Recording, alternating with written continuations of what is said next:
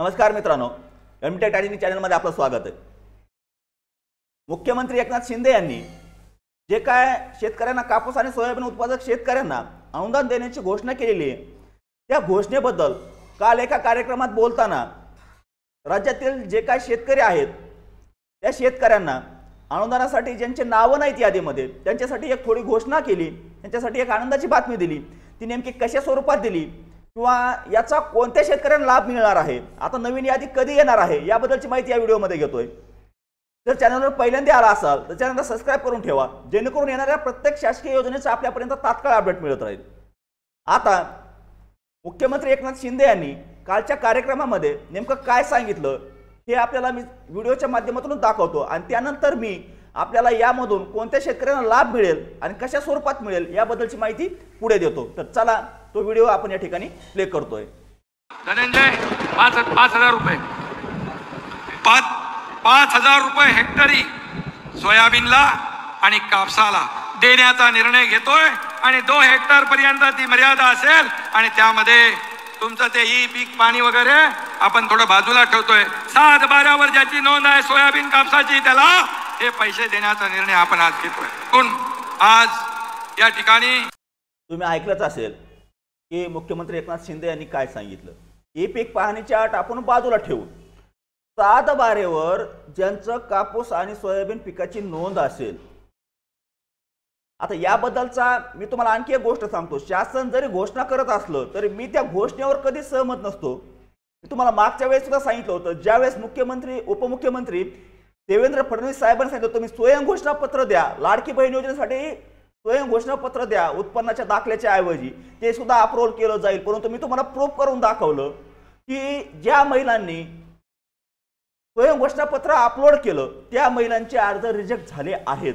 त्याचा मी तुम्हाला व्हिडिओच्या माध्यमातून प्रूफ सुद्धा दिला होता आणि मी त्यावेळेस सुद्धा कन्फर्म होतो। मी बऱ्याच जणांना त्याबद्दल बोललोही होतो की याबद्दलचं शासनाचं कसल्याही प्रकारचं जाहीर प्रकटन नाही किंवा जीआरच्या माध्यमातून किंवा अधिकृत असं कसलीही घोषणा नाही, तोंडी बोलून गेलेत, परंतु यामध्ये काही नाही।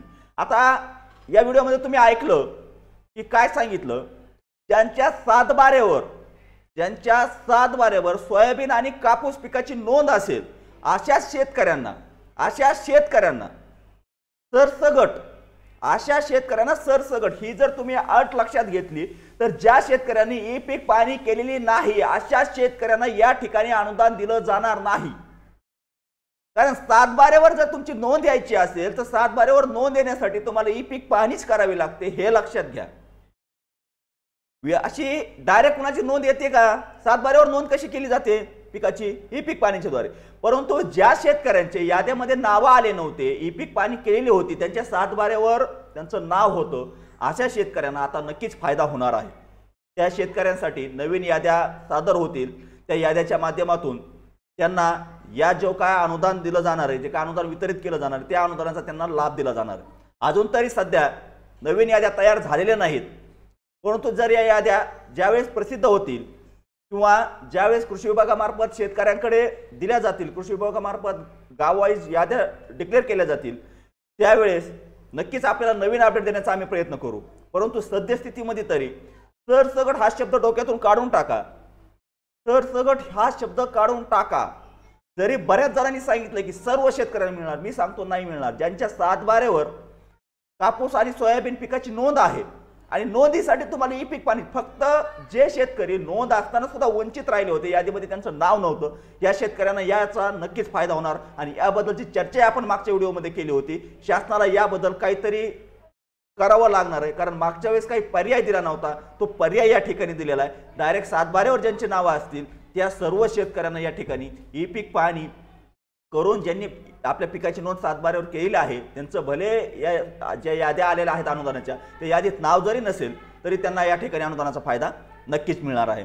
तर चला आजच्या व्हिडिओमध्ये एवढीच माहिती देणं आवश्यक होतं। आणि आणखी एक महत्त्वाचा विषय, यामध्ये शासनाने एक पोर्टल लॉन्च केलंय, त्या पोर्टलची लिंक मी तुम्हाला खाली डिस्क्रिप्शनमध्ये देतो। आता त्या पोर्टलवर सध्या इन्फॉर्मेशन काय दिसते, काय दाखवायची, ह्या कसल्याही प्रकारचं ते पोर्टल वर्क करत नाही किंवा काम करत नाही, त्यामुळे मी तुम्हाला त्या पोर्टलबद्दलची माहिती या व्हिडिओमध्ये सांगू शकत नाही की पोर्टल नेमकं कसं कार्य करतं।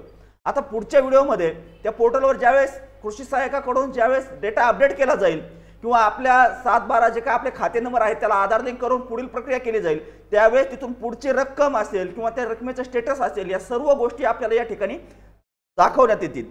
तर त्याबद्दलची माहिती आपण नेक्स्ट व्हिडिओमध्ये घेऊ. सध्या फक्त पोर्टल आलेला आहे, त्या पोर्टलची लिंक खाली डिस्क्रिप्शनमध्ये दिली आहे.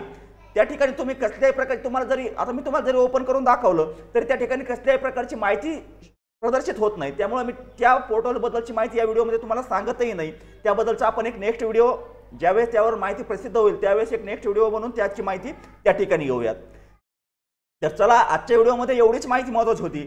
जर चॅनलवर पहिल्यांदा आला असाल तर चॅनलला सबस्क्राईब करून ठेवा, जेणेकरून येणाऱ्या शासकीय प्रत्येक योजनेचा अपडेट आपल्यापर्यंत तात्काळ येत राहील. आणि अशा शेतकऱ्यापर्यंत हा व्हिडिओ शेअर करा ज्यांनी ई पीक पाहणी तर केली होती परंतु यादीत नाव नव्हतं, ह्याच्या भरपूर चिंतेत होते. त्या शेतकऱ्यापर्यंत हा व्हिडिओ शेअर करायला विसरू नका. चला, धन्यवाद. आजच्या व्हिडिओमध्ये एवढीच माहिती. जरी आपल्या मनातील काही शंका असतील, काही समस्या असतील, व्हॉट्सअप ग्रुपच्या माध्यमातून आमच्यापर्यंत सांगण्याचा प्रयत्न करा, टेलिग्राम चॅनलच्या माध्यमातून सांगण्याचा प्रयत्न करा किंवा कमेंटच्या माध्यमातून सांगण्याचा प्रयत्न करा. आमच्याकडून आपल्याला नक्की सहकार्य केलं जाईल. तर चला, धन्यवाद. आजच्या व्हिडिओमध्ये एवढीच माहिती. भेटूया नेक्स्ट व्हिडिओमध्ये नेक्स्ट पॉईंट सोबत.